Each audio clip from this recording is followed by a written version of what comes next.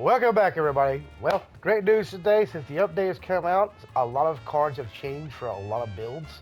I'm going to try to slowly go over that on all those builds, but today's build, the one I've been promising, the one I've been working to get to, is the Commando laser build.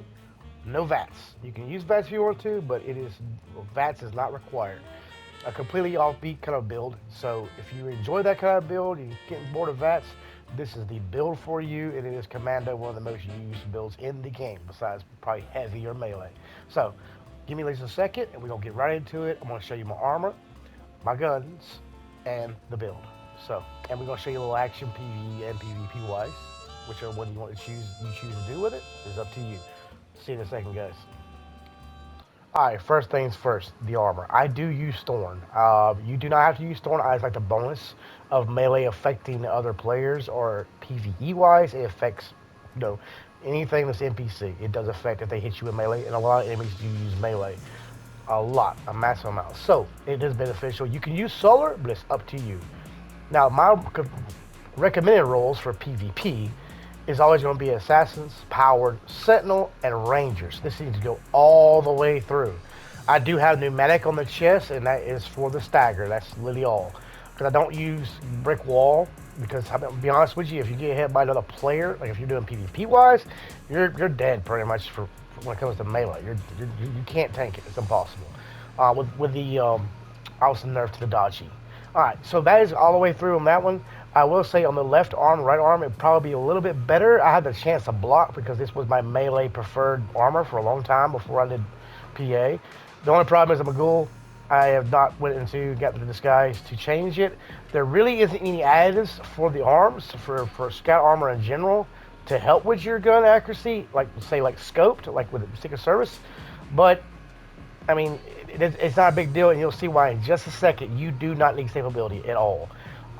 So you can just use kind of whatever you want to use. Honestly, I use brace, so I can block attacks if I need to, but it's not super necessary. I actually prefer things to hit me. And the right leg and left leg, I use custom fitted just because the AP cost for sprinting. You can use, of course, you can use deep pockets, etc. You can use them on the arms as well. That's completely up to you. I would recommend polymer all the way through as well.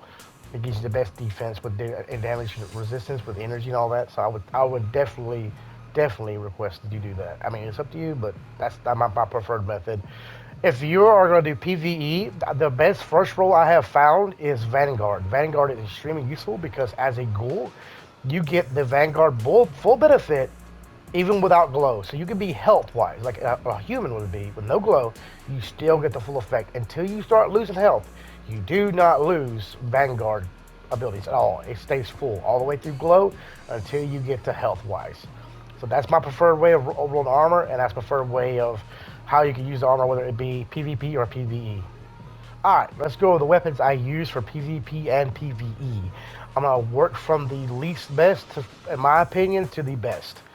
For PvE, obviously, I would say with no VATS, you do need stabilizer on every single laser rifle you use. It has a very big spread, no matter the additives. Even with the newer cards, it's still going to have a massive spread with that stabilizers. So I would recommend stabilizers 100% of the time. That's 50%. That is a massive jump in stability.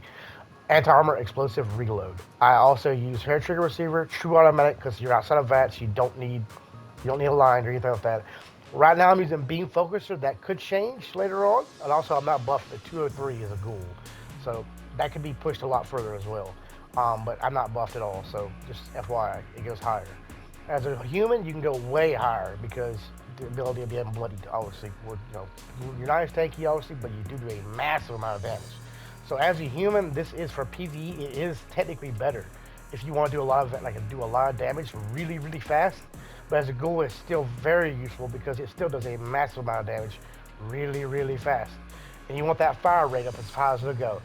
I will say this, this is the automatic laser rifle. I use the ultra sight more than anything, and it's a quad. I'll show you in just a second, but first I want to show you the second gun I use. The quad, 25 reload, with bullies, because I don't use it in VATS, obviously. And it's up, you don't have to worry about stability of aiming this thing because it shoots everywhere. It does a lot of damage, like I said, 248, not buffed, does a massive amount of damage. Automatic barrel, obviously, you want to do a commando build, so you want the automatic. I would say bullies is really good because you don't want you can use break slower, I guess for polish, but you're not getting that much benefit, to be honest. All right, and lastly, my preferred role, and what I use more than anything for this commando, the quad explosive reload stabilizers. A hair trigger, obviously, because you want that fire rate high as it'll go. You can use 25-15. You can use a 25-3, but you won't get the extra output damage of explosive. Your PvE, this up to you. I would say weapon speed probably would be just fine for you. Honestly, it would be just fine. It would actually work either way. It's according to what you want to use, and they'll both do a massive amount of damage. Hair trigger, fast fire rate, automatic. Honestly, I have a line on this, and actually, I need to change it over. But no big deal. Stabilized stocks, reflex sight, and beam focuser. I'm going to be trying out the beam focuser later this week and giving y'all some information on the community post if I feel like it's better. I'll give y'all an update. All right, but as far as the guns, that's pretty much it. I mean, that's really all you need. To me personally, you can use executioners for anybody or anything, but for PvE and PvP wise, the quad seemingly is the best for ghouls. You want that DPS to be very, very high. You want to do it really, really fast. So that's my personal opinion. If you can work things up, babe, do it. But me personally, I like this, and I will count on this. If you like this kind of build, you will love this. I promise you. All right, let's move on to the last section, which will be the card build. I did have to change a lot of things, but you'll see shortly what I've changed. I'll try to explain everything really quickly, and we'll move along because a lot of these cards benefit more than just commandos. It helps heavies. It helps pretty much anything that shoots projectiles. So yeah, let's move on to that, and we'll get right into it. All right, the last part. Travel pharmacy is obvious choice. Obviously, I use barbarian for the extra protection and blocker because melee people, melee in the game. It's always there. Number cruncher. This is the one that it increases your damage per AP cost. So I could use less 25 less VATs on my guns, and that will be reload. But since I'm out of VATs, don't really care. So even if you get your AP a little bit higher without sacrificing your stability, that's fine because you can increase your damage by a massive amount. And actually, also with the Enclave, they're not very stable, to be fair. But you can use them in that respect too. They just will not out damage the Commando rifle. Just FYI, they're great guns. They won't out damage the Commando rifle. All right, Tormentor, 20% with damage for crippled limbs because PvE or PvE wise, the more cripple you do, the more damage you do. Always use that. It increases your damage output. Tank Killer still pretty much works exactly the same as before. So obviously, ignore armor and stagger. Always great things to have. Let's sit there, Masochist. Of course, you get that 75% rank damage when attacking the torso, though you do a massive amount of damage to torsos, actually more than what you would do if vatting the head. Not necessarily with crit. Crit probably do more, but just vatting the head, you will still do more damage than vatting the head because of this reason. In the multiplicative times of crit value, it still would outperform without crits, and I think honestly it's a very strong contender even with crits. Concentrated fire. It doesn't matter if you're varied or not. This always gives you, I'm sorry, it gives you damage per shot. There's no reason not to use it. It's just multiplier. It just adds more damage to whatever you're doing. Always use it. There's no reason not to. And Grenadier, I use that because explosive weapons don't really have anything else. I don't want to give up on those cards, so I just put a 1-star Grenadier just for that little explosive effect. So if I'm fighting ads, PvE wise, it just gives me a little bit range, and I affect things around where I'm shooting. I am using Chem Fiend now. Not necessarily the best thing, but it does work. Just Psycho Buff. I use Psycho Buff a lot because it makes you tankier and you do get a big bonus to damage. I use that just because of that reason for tankiness and damage output. Through Hiker, you're Ghoul. If you're a Ghoul, you're gonna be using Ghoul. That's obvious. Ironclad, obviously, because of that. Cola Nut, because I use colas. Obviously, every once in a blue moon, not a lot, but I still do use colas. If you don't use colas, you can use something totally different, like Nocturnal Sport 2 or something, or you can him that and Chem Fiend out for something different. That's completely up to you. I can give you a few cards that I would say would be good ways of changing out from my build to maybe your build, but just give me 1 second. Radiation Power, like I said, it's just bonus damage for ghouls. If you're a ghoul, it's just going to give you 20% bonus. There's no reason not to use this. And Glowing Gut, obviously, because of the goo. Now, with Cola Nut and Chem Fiend, that's 4 points you don't need if you're not going to use Cola and you're not worried about your chems lasting a long time, which you don't necessarily have to because with Rage, you have a lot of chems. First, obviously, Adamantium Skeleton. Absolutely, 100% always use that if you know it because it's actually super helpful. Beyond that, I guess the fireproof would probably be a good additive. So you can take color nut camping and fireproof and switch them out. That would be good for a PvE build or it's an all-around build. It would be very beneficial, especially if you fight anything that you use any kind of fire. That would be great. So if you don't need those, use those for any other circumstance you want, or even in PvP. If somebody's shooting a flamethrower, use it. There's no reason not to use it. Or plasma. But it's gonna be really hard to tank that. I ain't gonna lie, it's not PH. It's gonna be very, very hard. I'm just gonna put that out there. Everything else, I say it's up to you. You can use Life Giver, obviously, besides Chem Fiend. I don't really worry about Life Giver that much. Um, but yeah, if you're doing PvP, I would definitely take Chem Fiend off and put on Life Giver. Other than that, that's pretty much all there is. Now you can do thick skin. It does work for PvP and PvE. So you do take a 10% less damage from ballistics. But a lot of the guns now are doing a massive amount of damage, so that 10% is if you're out of PA and you're getting hit by a pepper shaker, you're not surviving. You can't take it. You can't even take it in PA, to be honest. So, that's up to you. If you're in PvE, I would say put this on, honestly, because this is an amazing card for tankiness. Stranger Numbers and Travel Agent and Tenderizer. I normally switch these two out for Suppressor because this is the PvE side. Strange Numbers obviously because you want your mutation stronger. Travel Agent just it's quality of life card, fewer casts to spend, and Tenderizer just for the additive damage. I just take Tenderizer and Travel Agent off and put on Suppressors. That's the only difference between PvP and PvE build. All right, Demolition. I use explosive additive damage. Science. This of course is now based on your intelligence and it affects energy weapons. And since I'm using energy weapons, it's kind of an obvious one. It's going to add damage to your guns. Batteries included because I'm using energy, so while I wait. Mad Scientist, it's another Tenderizer basically that actually works for PvP and PvE. 20% damage, absolutely. Science Monster, pretty much the same thing. Once you've been hit by something, you get a 15% more damage on top of that. So, absolutely use this card in PvE and PvP both. They're both extremely useful. Gunslinger. Now I use this Gunslinger max for the stacks over time. You get 10 max stacks. So you want that onslaught stack. So I use this for range because this is a sneak build. 100% sneak build for PvP and PvE. You want that extra percent, that 50% damage. Gunslinger, range weak point. So if you shoot something in a weak point, head, belly, etc., PvP, PvE, you're going to get 12% damage just for the hell of it. There's no reason not to use this. It also works well with Center Masochist, so you can get the offshoot. You get slightly less damage overall than that one, but you'll still do a lot of damage.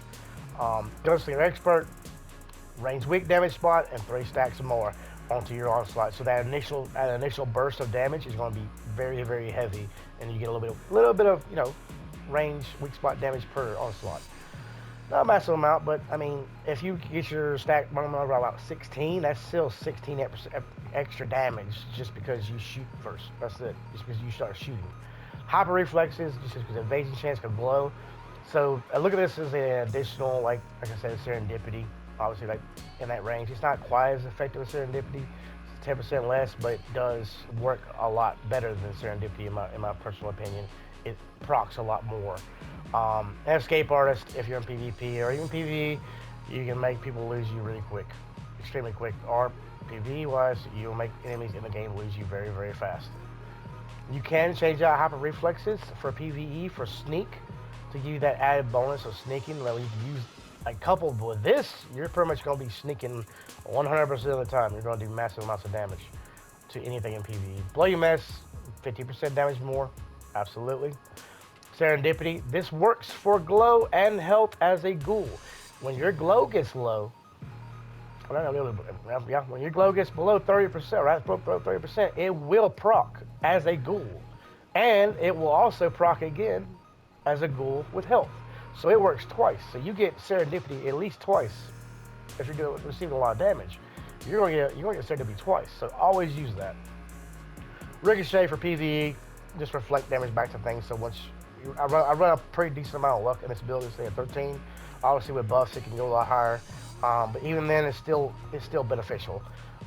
Class Freak, because I've always got serums and I don't really have anything else. I was Tormentor, but now since it's not, I just have that as an extra place card holder, so I don't have to pop my serum as much anymore. curator, I use energy bobbleheads for the laser rifle and for the Tesla. And the magazines are really dependent on you and what you want to do. It's completely up to you. But if you want to max out your damage, I say use energy bobbleheads. You can use the magazine for crit damage if you want to switch to a crit build, and that's up to you again. But you know that meaning for this build, I'm not worried about crits, so it's really just up to you. You can use an AP cost or extra AP or extra damage for a team, or etc. Or if you don't even want to use a magazine, you don't have to. It's unnecessary. You can save those magazines for things where you really want to use them, like go for a quick time on a boss, etc. Don't use them magazines like in common play. Battle genes just because of HP recovery. So you couple that with serendipity and hyper reflexes. It's gonna even if you do happen to get low in health, this between those three cards, it's gonna save your butt. Like it's just really hard for you to die. And faulty spots because weak point damage is a 15% damage boost. Period. Flat out. Alright, so that's the normal card. So let's go to legendaries real quick. I'm using follow through. Always use follow through in stick builds. Always use that. I have everything else obviously is special points, which adds to my card buildup. So you can move these around if you want. If you can situate your stuff, if your legendaries ain't quite maxed out and force it, you may lose a couple points here or there. But if you can, try to work with it. But yeah, that is the full build on that part, and I'm going to show you the card numbers flat out. So let me walk over my machine real quick just to show you that. As you see, 1 strength, 15 perception, 10 endurance, 4 charisma, 8 intelligence, 10 agility, and 8 luck. And of course, those transfer to 15 endurance and 15 agility too, because they have maxed them out because of legendaries. But yeah, that's pretty much it, guys. That's pretty much the gist. So yeah, thanks for watching. I'm gonna give you a few short clips of me using the weapon in PvE and PvP, and let you decide for yourself if you would enjoy it. And I promise you, if you get bored of VATS and you want something to do besides VATS and still do a massive amount of damage, you will love this build. So thanks for watching. Hope you enjoy the clips, and we'll see you on the next one, guys.